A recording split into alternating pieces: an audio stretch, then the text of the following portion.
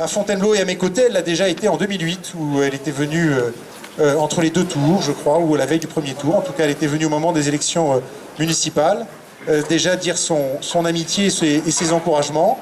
Et puis ensuite, eh bien, elle a suivi aussi et de près les dossiers de Fontainebleau lorsqu'elle était ministre. Et sans tout citer, mais si le lycée François Ier a des classes préparatoires nouvelles, eh bien, on le doit à Valérie et aux autorisations qu'elle a données.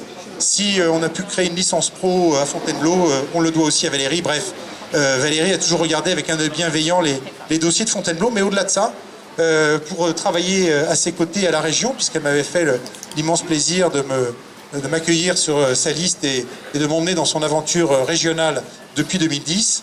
C'est une femme dont j'admire vraiment la pugnacité, la combativité et puis la constance de ses choix et de ses engagements.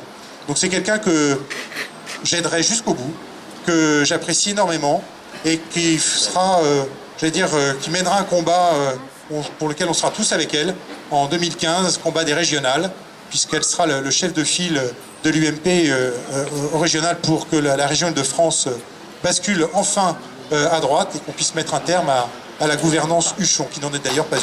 Bravo.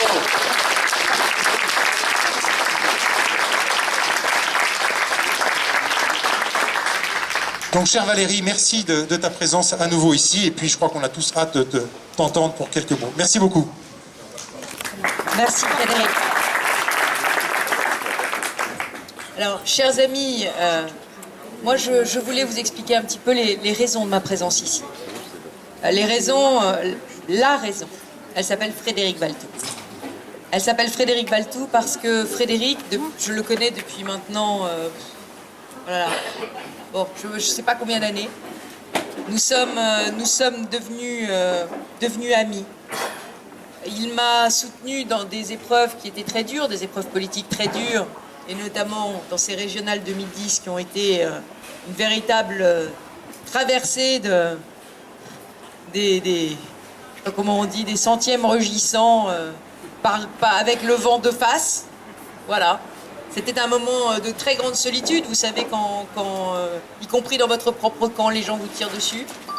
Et cette campagne régionale nous a soudés. Elle a soudé autour de moi une équipe régionale qui est extrêmement mobilisée au service de tous les habitants de la région. Frédéric en fait partie, il est mon porte-parole au groupe Mouvement Populaire à la région Île-de-France. Et Frédéric, c'est quelqu'un d'extraordinairement courageux, d'extraordinairement fidèle et d'extraordinairement engagé. Et quand je dis courageux, je n'oublie pas aussi tout ce qu'il a traversé durant ce mandat en termes d'épreuves personnelles. Et vous le savez. Alors, bon, il y a la politique avec un petit P, il y a la politique des partis. Les partis politiques, c'est utile, il ne faut pas les dénigrer. Mais il y a la politique avec un grand P, celle au service de la cité.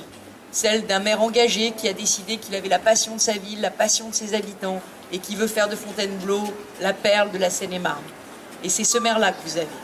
Et moi, je vous le dis, Frédéric, Franck Borotra, qui était mon mentor dans les Yvelines, qui m'a mis le pied à l'étrier, avait l'habitude de dire qu'en politique, c'est comme dans une galerie de portraits.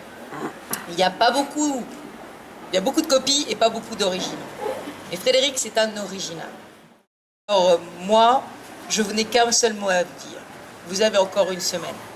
Vous avez encore une semaine pour expliquer qu'aujourd'hui, le bon choix pour Fontainebleau, c'est Frédéric. C'est Frédéric dont le mot, le nom, rime avec engagement, avec fidélité et avec détermination. Je vous remercie.